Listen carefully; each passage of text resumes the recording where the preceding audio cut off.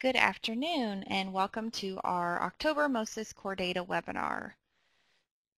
So for today, we want to briefly update you on some updates that we have, as well as go over the current reporting cycle that we're in, and then we want to allow the majority of the time today for questions. I know that you guys are reaching out to us, and so we wanted to provide some time where you can ask questions and we will do our best to get answers to you. So this is Amber Castleman, and so as I kind of mentioned, for today, we'll go over quickly the current reporting that's due for this cycle. We have a few updates to remind you of and let you know of that are coming. And then we just have a couple of things to talk about in the October cycle, and then we will open it up for questions. Okay, so for the current cycle that we're in, the October cycle, you can see that there are 5 files that you submit for the MOSIS data collection system. And actually you're only submitting 3 because you submit the educator core and the ed school together for the educator submission, and then you submit the course assignment and student assignment together to make up the assignment submission. So those items along with the student core are due October 15th. Just a reminder, the student core is as of the September count date, which is the last Wednesday in September. So you want to make sure that that is as of that count date. And something else to remind you of is that the NAEP sample districts, their data needs to be in the student core file as well. So we use data for the NAEP districts from the student core. So all of this is due October 15th. So that is right around the corner. So you have a couple more weeks to work on getting that into us. Something else to mention at the bottom of the screen is the assessment pre-code. We have 2 of them open right now in MOSIS. One of those is the EOC Fall pre-code for the second window, and then we also have the LEP ELL pre-code. Those are both due November 4th. So just to let you know, if you have students who will be taking those assessments, you'll want to make sure that you get pre-coded for them.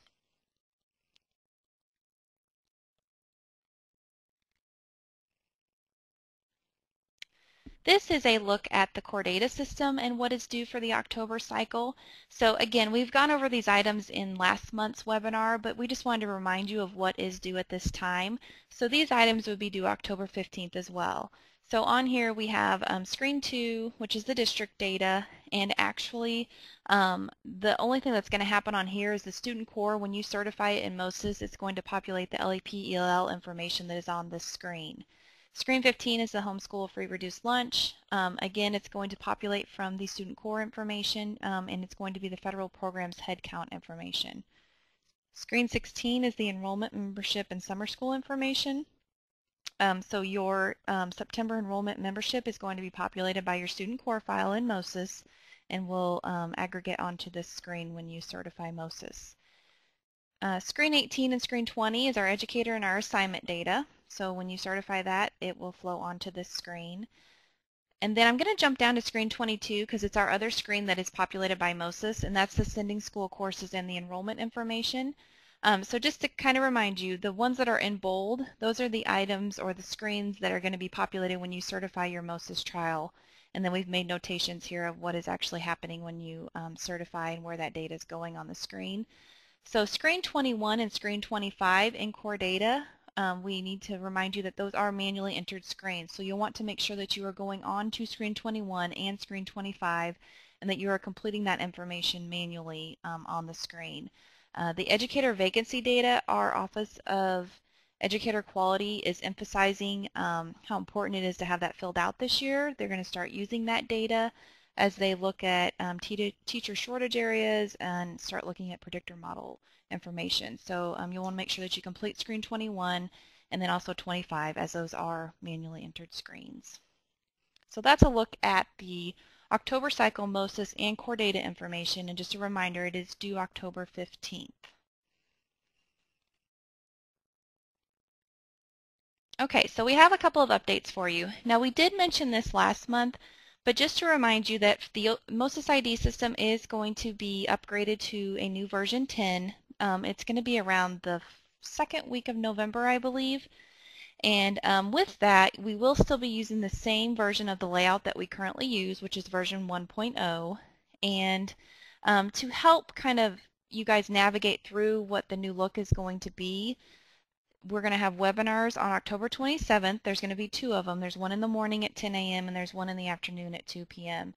And so basically the new version is going to have the same functionality that the current version of the ID system has, but it's just going to have a new design to it. So that's just kind of walking you through what it's going to look like, where to find, the certain functions that you use within the system.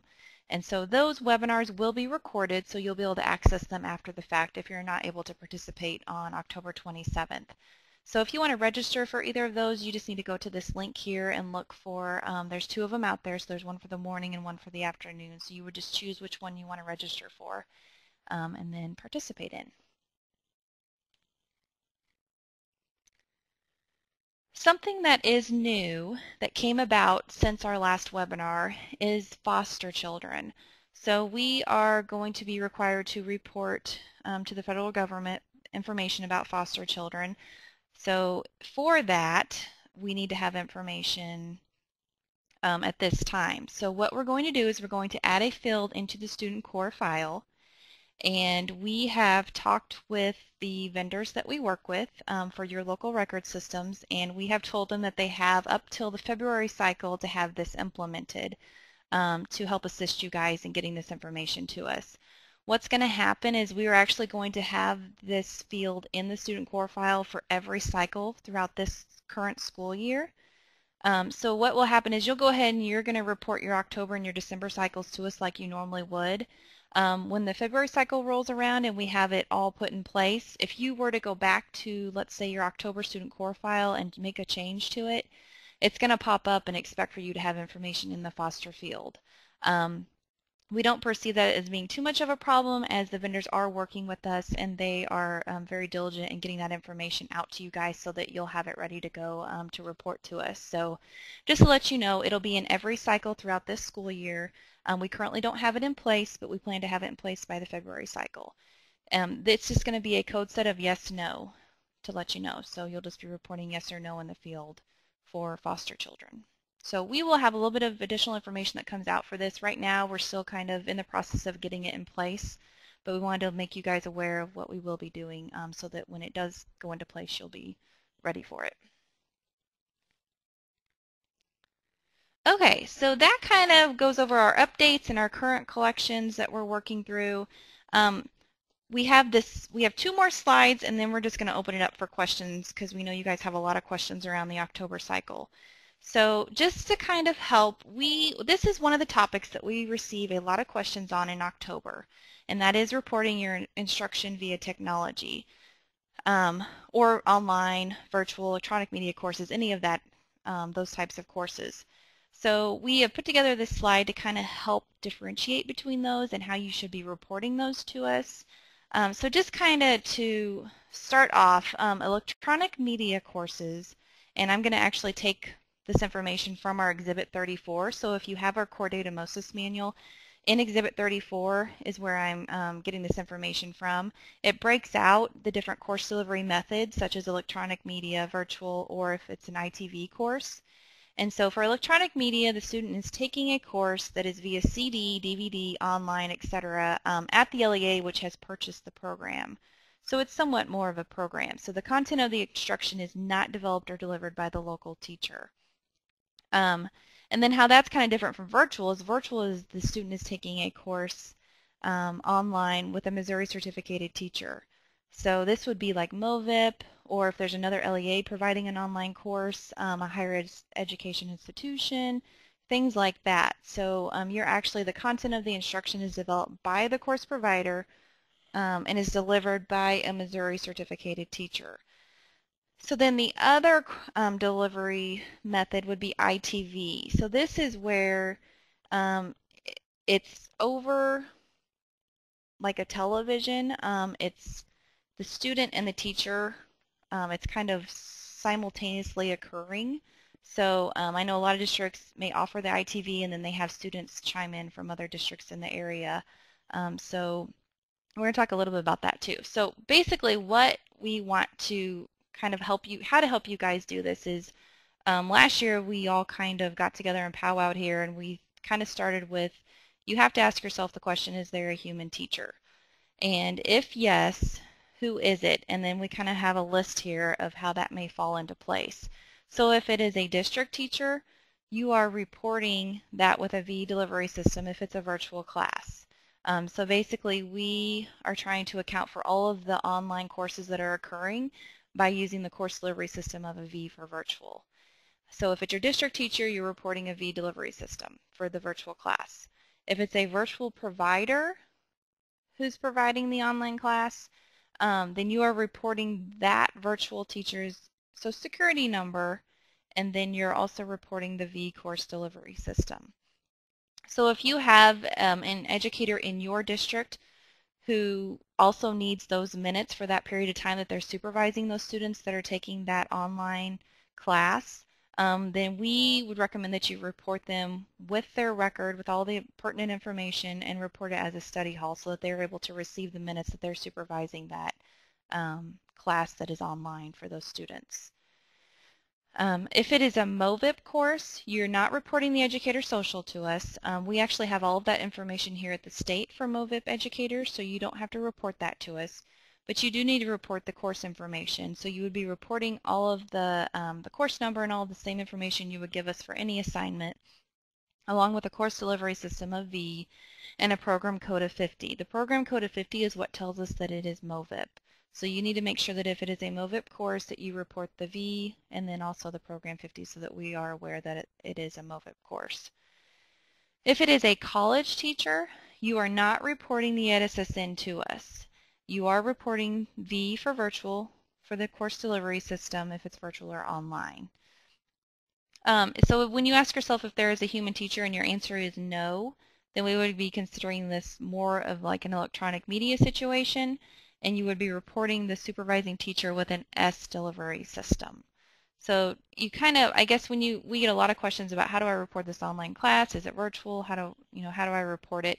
I would take yourself through these steps, and hopefully that will help you to determine kind of how to report it.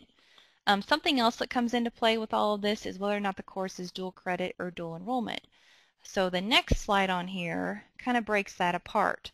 So if you have a high school instructor who is teaching and the students are receiving both high school and college credit, then it's dual credit. If you have a college instructor who is doing the instructing and the students are receiving both the high school and the college credit, then it's considered dual enrollment.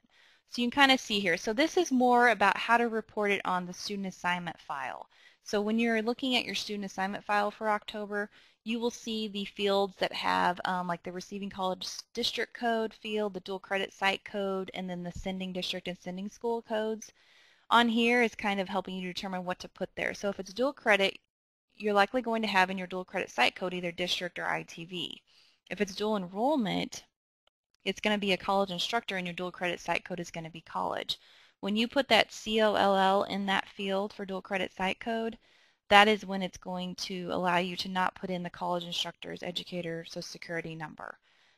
So that kind of, our rules are set against that. So you want to make sure if it's dual enrollment, it's a college instructor, that you have college in your dual credit site code. And then your receiving college district code for either of these is going to be where they are receiving the dual credit or dual enrollment credit from, which institution. And then sending is wherever the students are being sent from, your district, your school code. So that kind of just breaks it out, how to report some of the instruction via technology information. And I'm sure you guys are going to have a lot of questions for us around that. Again, I would highly encourage you to reference Exhibit 34 in our manual. It does kind of break it apart and help you to determine how to report some of the information for the different course delivery methods. Okay, so we are going to open up for questions, and as always, we are on here till 3 o'clock, and so we do have plenty of time for you guys to ask us plenty of questions. I'm going to go ahead and put this screen actually on here, so if you do have to contact us, we've kind of broken it out into the different program areas on here, so you can find the information to contact those different areas directly if you do have questions pertaining to the different areas. And as we've kind of been using the same question answer box in recent webinars that once you submit your question, once we're able to respond to it, then that's when you're going to see it pop up for everybody to see. So if you're putting your question out there and you're not seeing the answer quite yet, once we answer it, it'll pop up for you to be able to see both the question and the answer. And I do have a note just to mention that when we were talking about the dual credit on here, if the dual credit is being done at an area career center, then you would use ACC as your dual credit site code. We didn't address that on here, so just a side note for that. Okay, so we're going to go ahead and start responding to questions. In the past, we have not been reading all of them aloud. If there is additional clarification that is needed, we try to help read the question and help to clarify. But we just find that it is quite demanding to try to answer all of them and read them out loud as well. So hopefully that works for everybody, but we'll go ahead and start answering questions. Thank you.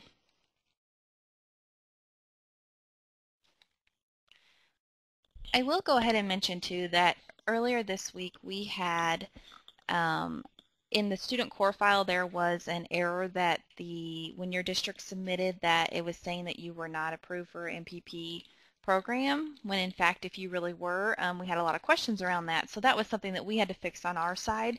I just wanted to let you all know that that should be fixed now. So if you were in your student core file and you were receiving an MPP error, that should be fixed now. All you would have to do is revalidate your trial and you should be able to move past those edits. In relation to the foster information that we shared about adding the new field for foster children, there is a question about direct certification and the fact that through the direct certification process in MOSIS that we already kind of collect if there are foster kids in their system. But we actually, so the direct certification process uses a matching engine, and we're taking data from social services and trying to match it up to what we have, and we feel like it may not be a full set of truly all the foster kids that are out there. So with that said, that's why we need to collect a field where you are telling us that this student is a foster child, so that we are sure that we are receiving all the information that is out there, versus maybe if there wasn't a perfect match done somewhere and that kid was not identified as foster when it came over from DSS. We just want to make sure that we're not misreporting any kids if they truly should be reported as foster.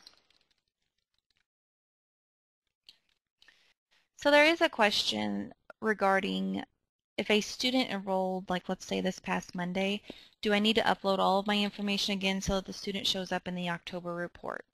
So as far as for the student core file, that student would not need to be in your student core file because they were not enrolled on the count date and they would not have been in attendance one of the prior 10 days to the count date.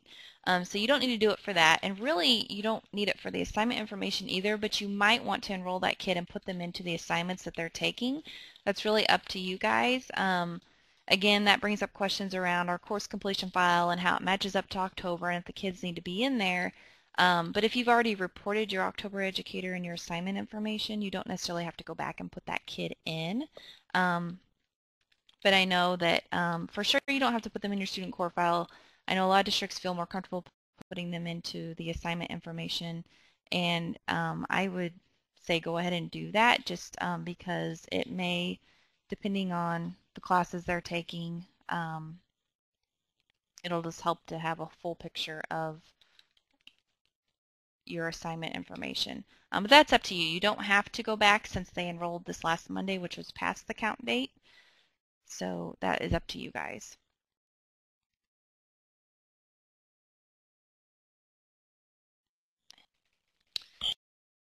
There is a question about a district that is receiving in their student core edits that the state ID cannot be reported since the state ID has been reported as a dropout in the prior year. So this is an edit that we put in place, and it's just to make districts aware. So if you are the district who is trying to report a student in your student core file and you receive the edit that says state ID cannot be reported since state ID has been reported as a dropout in the prior year, that just kind of gives you a heads up that the prior district that they were at has them as a dropout, but now that they're with your district, technically that other district can probably recover them.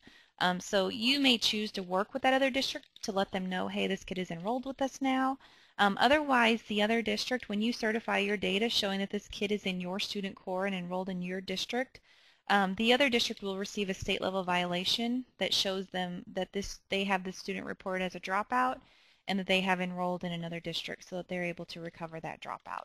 So it's kind of just an awareness to make you aware that you have enrolled a student who was priorly reported as a dropout and that other district can recover that. But they will also be alerted to that when they check their state level violations, and it will show them that they've reported that kid as a dropout, but they've enrolled in your district. So it's kind of just a heads up. It is a warning just to kind of let you know,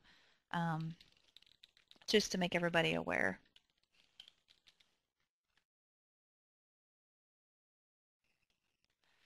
Okay, so it was asked if I could repeat what I had just talked about. So I was referring to a question where a district was asking about on the student core file, there is a warning that states state ID cannot be reported since the state ID has been reported as a dropout in the prior year. So basically this edit that you're receiving, if you try to report a student who was a dropout in another district prior to you enrolling them, you're going to receive an edit. It is a warning that is just going to alert you that this student is now enrolled with you. However, they were a dropout in the prior district. So basically it's just an awareness thing. If you would like to, you could notify that other district to let them know that the student has enrolled with you and so that they are able to recover their dropout. Otherwise, you are able to go ahead and report your data for that student just like you would any other student. It's a warning. It's not going to prevent you from doing anything. The other district that has the kid as a dropout, they will actually receive a state level violation once all districts have certified. The state level violation will pick up that that student has enrolled in the current district. The district that reported them as a dropout is able to see that in those state level violations. So they'll see that you've reported so-and-so as a dropout. They have now enrolled in this other district, so that allows that district to go ahead and recover that dropout. So you can go ahead and report your students just like you normally would and ignore this warning. It's just kind of an awareness thing to help districts recover dropouts.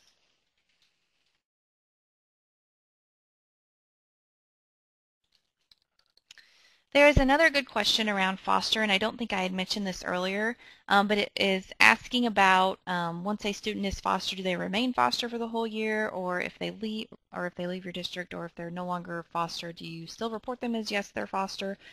So it's going to be kind of like some of our other fields that we collect throughout the year. It's going to be as of that point in time that you're reporting that cycle to us, except for in June. So the June cycle is kind of always our cumulative cycle where you report cumulative for the year. So let's say that a student is a foster student in October. You would have yes in October. Let's say by February they're no longer foster. Then you would say no in February. But when you get to June cycle, it's cumulative, so you would still tell us that yes, that student is foster.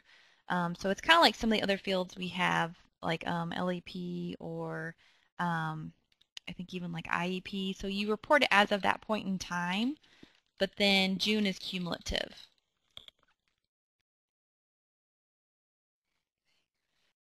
Okay, hi guys. So we've been answering a lot of questions, so hopefully you are getting your questions answered. We are working through quite a few of them still, so it is about 2:20 and we are on here till 3, so we do have a little bit more time to continue to answer the questions that are coming in. Something that keeps popping up is regarding the foster information, and I've had quite a few districts that are asking about if they are to report as of the point in time that the cycle is reported, then let's say that a student is not foster in, let's say, like April and February. When June rolls around, do I have to go back in and mark them as foster?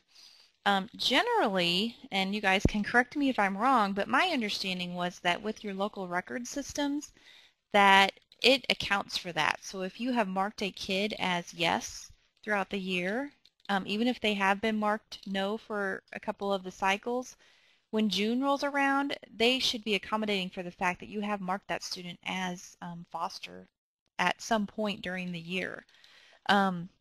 So we hold monthly conference calls with the vendors that we are aware of. So we will kind of make notation of that and just to let them know this is kind of what we would expect, but my assumption would be that is what they're doing for some of the other fields.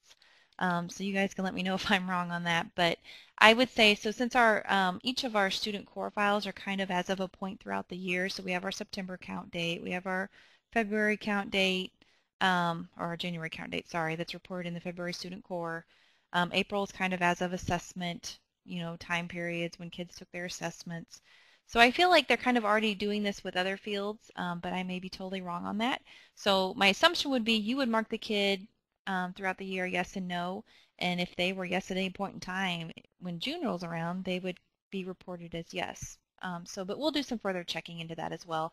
But we have seen that pop up quite a few times today, so I just kind of wanted to address that. So thanks for hanging in here with us. We will continue to answer questions as they're coming in. And as always, we are recording this webinar, so it will be posted on the website. And we are still finalizing the QAs from last month's webinar, but we're getting ready to get those posted. And then we will work through these as quickly as we can so that they are posted on the website as well for everybody to reference. Something else to mention, you might want to do our feedback survey. You can see the survey box to the right of the chat box, and that just helps us as we do future webinars to help tailor them to your guys' needs. So thank you.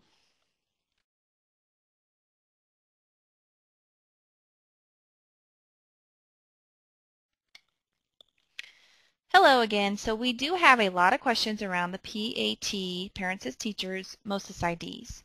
There was a listserv that was sent out last week, I believe, within the last couple of weeks, that basically was stating that you want to ensure that you're getting MOSIS IDs for your PAT children, and that also that we had updated Exhibit 17B, which talks about how to report your PAT educators to us. So per our early learning office, they have basically stated that districts need to be getting MOSIS IDs for PAT children. So you're not actually reporting that information to us yet anywhere for those actual specific individual children. You at this time are still only reporting to us in your course assignment information, the PAT educator, and a caseload for the families that PAT educator serves. So just to help clarify, we did receive a lot of PAT questions, so hopefully that helps you guys. If you do have any questions about that, we would probably encourage you to contact our early learning office to talk to them about that. Thank you. Okay, so it looks like we have been able to answer the majority of the questions. There are a handful that are still out there that we need to receive some further clarification on from others in our area. So we will take those back and we will work on the QA document and get those answers in there for you guys. Again, we'd like to thank you for participating today. We hope that the information was helpful for you. And we do appreciate all the questions, and hopefully giving you this time to ask those was helpful for you guys as well. So like I said, if there are some questions out there we haven't gotten answered, we're going to take those back and get answers to them and provide them in our QA document that we will attempt to have available very soon. So I think we have a couple more minutes, but we are going to go ahead and probably sign off at 3 o'clock. So again, we want to thank you guys for participating today. Again, if you want to fill out the feedback survey, that does help us. And thank you for all that you do. Thanks. Have a great afternoon.